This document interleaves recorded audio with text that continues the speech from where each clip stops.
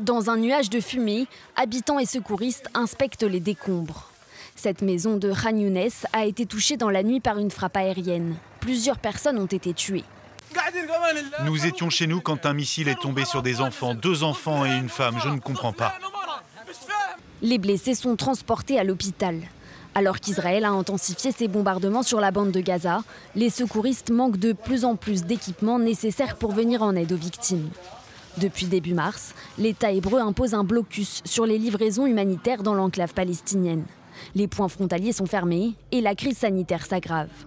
Dans le centre de néphrologie de l'hôpital Al-Shifa à Gaza, les soignants ont de plus en plus de mal à prendre en charge leurs patients. Nous souffrons d'une pénurie de personnel médical et nous avons un besoin urgent d'équipements, car environ 70% ont été détruits. Les patients dialysés, très affaiblis, souffrent aussi du manque de nourriture. Il n'y a ni fruits, ni viande, ni poulet. Rien de tout cela n'est disponible. Et cela affecte notre santé. À cause du blocus, les réserves alimentaires sont au plus bas et la famine se propage. Dans cette vidéo, des enfants se disputent pour tenter d'obtenir de la nourriture dans le camp de réfugiés de Nuseirat.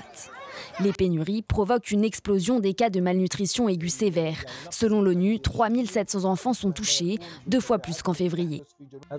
Cet enfant s'appelle Osama Rajab. Il a 4 ans. À cet âge, son poids devrait être d'au moins 15 à 16 kilos, mais aujourd'hui, il ne pèse que 9 kilos. L'ONU a qualifié le blocus de violation des obligations d'Israël en vertu du droit international.